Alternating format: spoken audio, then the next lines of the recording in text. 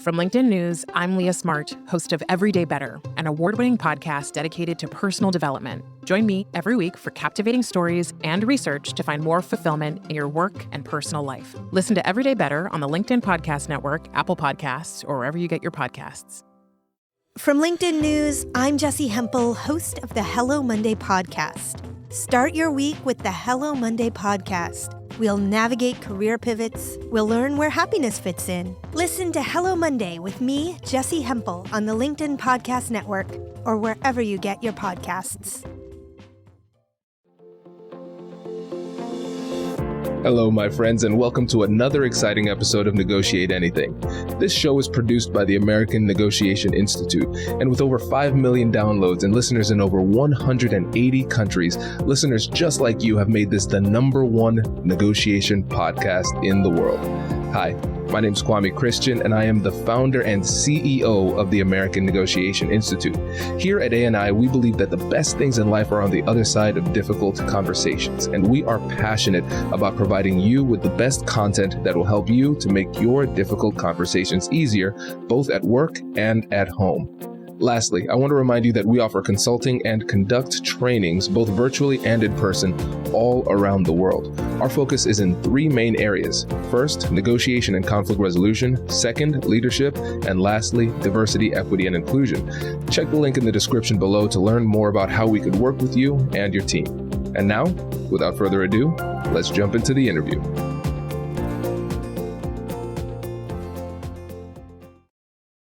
Greetings from Phoenix, Arizona. Yes, bring in some sunshine. Listeners, we are dealing with a celebrity in the negotiation space because Karen did this fantastic study that I quote in almost all of my trainings. And I remember after we had our conversation, our pre-interview chat, game planning, it hit me because I quoted you again. I was like, wait, it's the same Karen. That's crazy. So before we get into it, can you tell the audience about that study? Yeah, this is a study that I did with my graduate students, and I worked with another negotiation expert, Marty Latz, who had created some planning software. And he and I both have been amazed at how little preparation many people often do when they start a negotiation. So he and I worked together on taking his negotiation software and using it in my graduate level courses. And it gives you an opportunity for the participants to be able to prepare ahead of time and then to do an analysis of their negotiation after the negotiation. And we did a control group of people who didn't prepare at all. And we have some of those in graduate school, believe it or not. And then we did another control group where only one party participated in preparation. And then we did another control group where both parties did the same preparation. And we found that there was a significant difference in the outcome because we could actually quantify this particular case that we did. We had about a 12 to 15% better outcome when both parties were both prepared. And you would think it might be the opposite. If one party's prepared and the other it doesn't, you actually get a better result when both parties are prepared. But it actually showed that preparation has an impact on not only the process, the way people felt about the process, but also in terms of the quantitative outcome, the value that was created. So we've been very excited about encouraging anybody to do preparation. It has an impact. This is great. Yeah, I love it. And so listeners, remember, this is a perfect reminder for you to download those free negotiation guides. If you go to americannegotiationinstitute.com/guide, you can get access to over 15 free negotiation guides, from a basic negotiation prep guide, salary negotiation, how to negotiate as an introvert, how to negotiate for your car, all of them for free at that link. And really, Karen, I think you gave it away. I think we've been exposed because if people just don't listen to the podcast, but they download the guides and prepare systematically, they'll get significantly better. No, it's true. It's true.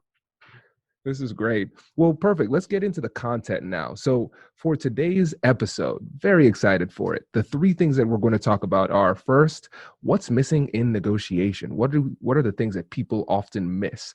Number 2, what are the 5 dimensions of humanity? And number 3, how do you handle it if the other side isn't using the approach that you're going to describe today? So very excited for it. So let's just go ahead and jump into the first one. What is it that is missing in negotiation today? Well, it's been fascinating for me in this long journey of studying negotiation, doing negotiation, and observing negotiation, that so much of the attention we traditionally place on negotiation, most people want to hear about strategy and tactics, what I call, how am I going to get what I want? And then there's been a lot of attention on the what if, or the plan B, or the BATNA. What happens if I don't reach an agreement? And then as time has moved on, then we've really focused a lot on what we want. All the targets, all the statements we want to make, the issues, what we want and what they want. That's also been very traditional. But what I have found that even if someone has their how and their what and the what if really down, many times they forget about the why. And I'd say in the last 10 years, there's been a lot more focus on the why. What gives me meaning and purpose, and why do I have certain interests? But the piece that I fundamentally really looked at when I finished teaching and had more time to really look at the research, the current new science research, I found out that we spend very little time on who we are. So I'm finding that focusing more on who we are and who our counterpart is so critical in helping us to actually know more of what we want and how we're going to behave when we get into a negotiation. Oh, this is good. Okay. There are 2 sections to emotional intelligence. So the I and the we. So understanding yourself as a full person and the emotions that you feel, recognizing them, what they look like, what they feel like, what they sound like, understanding yourself, being able to identify them, and then being able to manage them. So when you get upset, what's the very first thing you do? If you are afraid in a negotiating situation, what is a way that you help to calm yourself down or help to encourage yourself to keep going?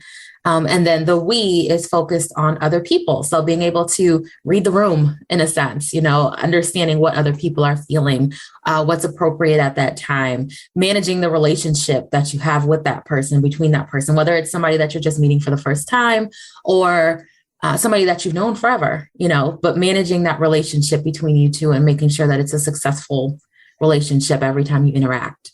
So that's the basis of emotional intelligence. This is great. Okay. And now, what happens if we don't improve our emotional intelligence? Your whole life will fall apart. EQ, the saying is EQ is way more important than IQ. And I can think of a lot of different situations where that's true. One that I think a lot of people can relate to, and I actually have experience with myself. If you think of Jim and Dwight from The Office, have you watched The Office before? Oh, of course. Yes. Okay. That is my show. I'm to the point where I'm like analyzing their sales strategies now because I've just been watching it for decades. So when you see Jim, he's really friendly. He loves people. He's a great connector, really great relationship builder, but he's not, the best salesman. And that's fine. When you think of Dwight, he is really good at what he does, but he is horrible with connecting to people and relationships. So who gets the promotions every time? Spoiler alert, it's Jim, because he's great with relationship building because he has that EQ. Dwight has more of an IQ in that area. So it is possible to develop your emotional intelligence skills. A lot of people think that it's not. You're not born with perfect emotional intelligence.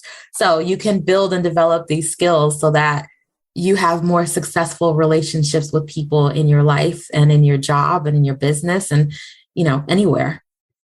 Yeah, this is great. And I especially love that you brought in an Office reference. Just perfect. Perfect. I love that. And now let's go deeper into this, because I know there are a lot of people out there who are, let's say, lawyers, people who are maybe engineers or people in procurement. So people who are dealing with very technical things, very financially like challenging types of negotiations. And a lot of times they would say things like, I am not good with the emotional side. So how do I negotiate without emotion? And I say, well, you can start by like not having a brain, because that's where emotions come from. It's kind of psychologically not possible. And then with other people too, you can't avoid their emotions. You have to wrestle with it. But again, a lot of times people say, I'm not an emotional type of person. And they feel like they need to be an emotional person in order to improve their emotional intelligence.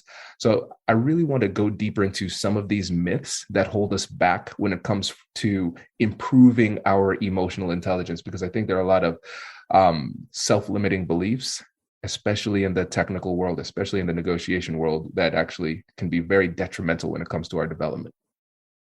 Yeah, the one thing that I love about emotional intelligence is that it looks different for everybody.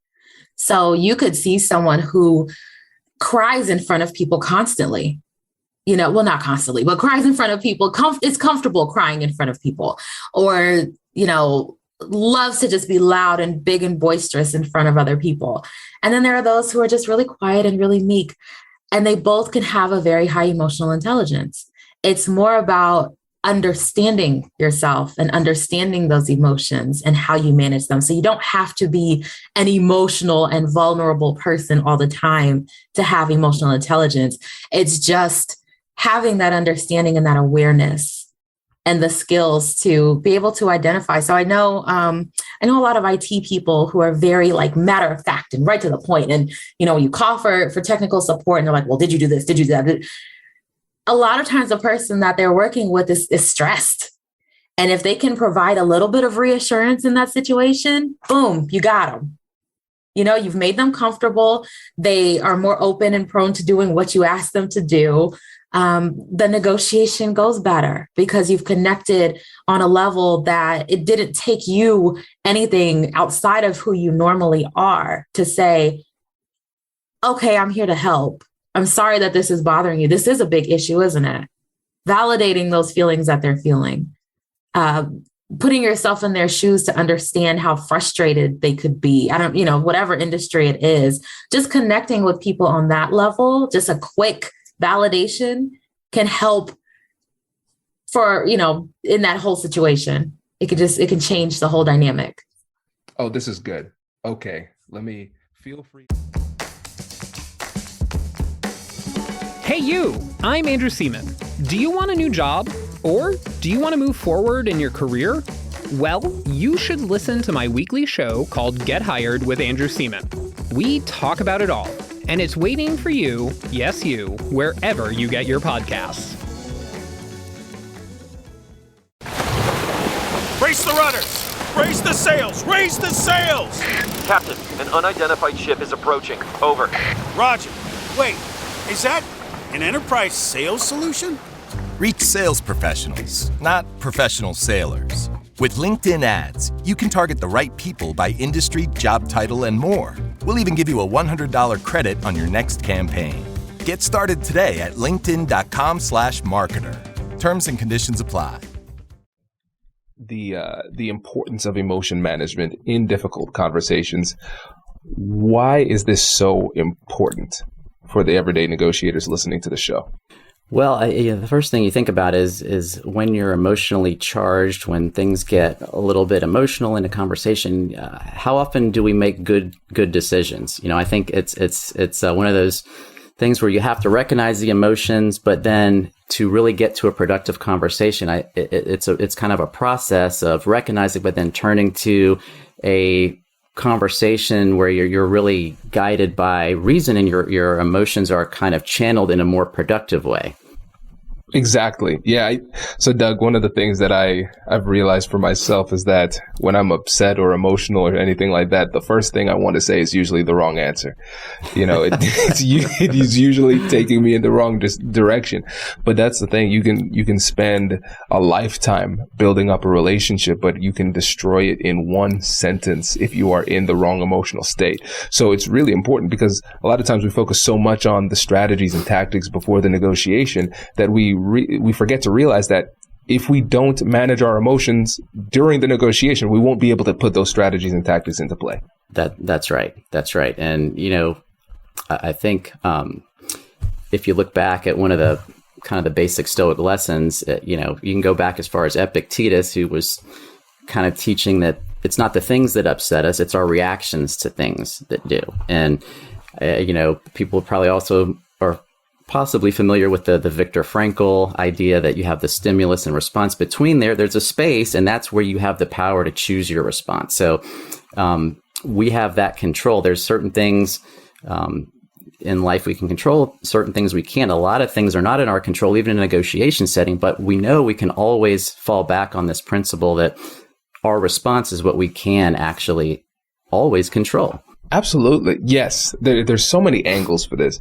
And so let's do this, Doug. Let's first kind of set the stage with the concept of the inner mediator, because I think that's going to be something that a lot of people, that's going to be new to a lot of people. And then let's circle back to the Stoicism quickly, because I don't think you'd be able to utilize that inner mediator if you are not in a place of emotional stability. It'll be difficult for you to even get to that level. So let's touch on that. When you say inner mediator, what does that mean? So, yeah, I've come to think of this as finding your inner mediator, or using what you might call a mediation mindset. And so people come to mediators for different reasons when they need assistance resolving a dispute, and they ask a neutral third party to come in and take an objective view of a case or a situation and help them see all sides of the discussion and then communicate towards a resolution. So being a mediator for so long, I realized that looking at situations objectively and without judgment is so essential to what mediators do, but it also creeps into the way that I manage everyday situations all the time. So,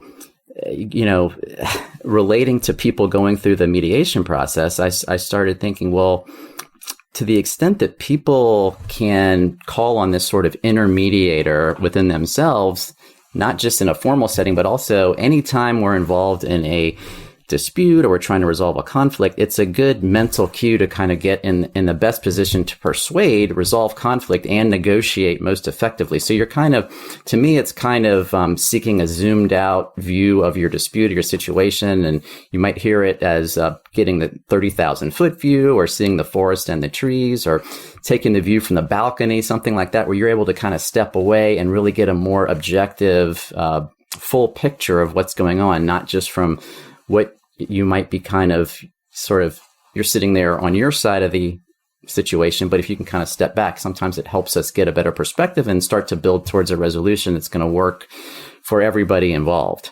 I love that. Let's get to those questions, some of those leftover questions. And what we'll do is we'll just treat this like a question and answer session. Well, thank you so much, Kwame. One of the questions that I'd like to bring up that the participants asked was, how do you keep the emotion aspect out of future planning, for example? We had a person who works with children and teens with disabilities, and future planning with families can create a lot of conflict. So could you help to address that question? Yes. First, I will give an unsatisfactory response and then give an elaboration that can make you feel a little bit better about it. So the response is that you cannot keep emotions out of these difficult conversations. The emotions are going to be a natural byproduct of difficult situations. And if you are not feeling emotional in these situations to a certain extent, that means you're a psychopath. That's another problem, okay? So let's start there. Now, the real issue becomes, how do we prevent the emotions that are at play from coming into the conversation in a way that is unproductive? I think that's the bigger issue. And so let's start first with our own emotions. And so when it comes to our emotions, we can't just push them down to the below the surface and simply have that be our strategy. Because what happens is there will be psychological leakage, emotional leakage that will come out, and it would come out oftentimes at inopportune times. And so the emotion needs to be addressed. And in my book, I gave a 3-part strategy for addressing conflict, both internally and externally, and it can be applied in the exact same framework, in the exact same order, internally and externally. And that's compassionate curiosity. And so the steps are: first, acknowledge emotion; Second, use compassionate curiosity. And then third, engage in joint problem solving. So let's work through this for us within our own minds. So first, we need to acknowledge the emotion. Once we feel that thing inside of us, we need to label it. What is it that we are feeling? What is the name? And where did it come from?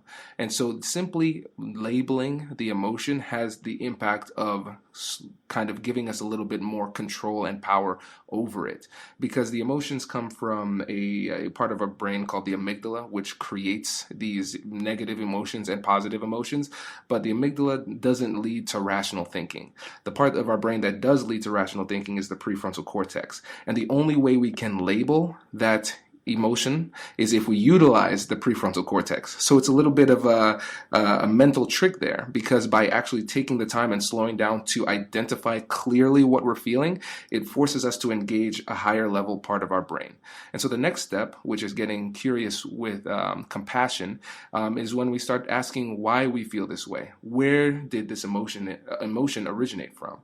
And the reason we want to do this with compassion is because we can judge ourselves prematurely. And if we judge ourselves, what happens is that it stops the process short, and we don't analyze beyond that point. So if I'm saying to myself, Kwame, you're upset, but you shouldn't be upset. You're a lawyer. You're in conflict all the time. You should be better than this. Now I stop investigating. And there's important information that lies behind there. So we need to ask ourselves those questions. And so once we figure out those answers, now we engage in the third step, which is joint problem solving. And so it might seem weird. How are we engaging in joint problem solving within our head? And in this stage, what we're doing is we are getting our hearts and minds on the same page so we can create solutions that satisfy both. Because the reality is the emotions play an important role, and our solutions need to address our emotional needs and our substantive needs. And through going through this process, it allows you to identify what your emotional need is, and then what your substantive need is. And then when you actually get into the conflict with the other person, now you have an idea, you have a clear understanding of the solutions that would be able to satisfy both. One of the things that I can hear the participants saying is, well, what if the other party isn't doing the same thing? How do you get them to do that? What if they're in denial about their emotions and can't label those? So maybe that's what you're going to get into. Yeah, exactly. And like I said, it's the exact same process, but we often run into those people who don't want to own their emotions. So if we ask them a question that pertains to it, and we say, how are you feeling about this situation, or something to that effect, they might resist because they don't want to be vulnerable in that way. And so they say, emotion, I'm not emotional about it. This is what I need. And so just by their tone, we could say, okay, well, there's clearly some emotion back there. We're not saying that audibly, of course. We're saying that to ourselves. And so what I often do, and especially I use this especially as a mediator, is I own the emotion for them. And so sometimes people don't want to own it for themselves. And so I would say, listen, if I were in your situation, I would be frustrated too. Or if I were in your situation and I haven't gone through this process, I would be a little bit scared, or I wouldn't know exactly what's going to happen. That would make me feel uncomfortable. And so simply by acknowledging it for them on their behalf, they could either silently accept it, or oftentimes what often happens is the fact that people don't like to be misidentified. They might not want to tell you, but they hate being mislabeled. And I remember distinctly in one of my mediations, I said, yeah, if I were in your position, I would be frustrated. And this woman was stoic the whole time. And then she said, I'm not frustrated. I'm angry. And I'm angry because of blah, blah, blah. Now we're getting some gold here. I hit it. I didn't hit it directly, but I was wrong. And she corrected me with the correct answer. And so that is a way that you can kind of circumvent that barrier that prevents other people from sharing their emotion. And then once you've addressed it, Congratulations! You've just joined an elite club. By listening to a full episode, you're now officially on the Negotiate Anything team. So welcome aboard. What most team members do is they subscribe to the podcast because that allows them to automatically get the latest episodes of the show. The best things in life lie on the other side of difficult conversations. Keep learning, keep practicing, and keep getting better. Your relationships will improve, your career will soar, and you'll have the confidence you need to get get the most out of these crucial conversations. Again, thank you for joining the team. We're excited to have you, and I will see you in the next episode. I'll catch you later.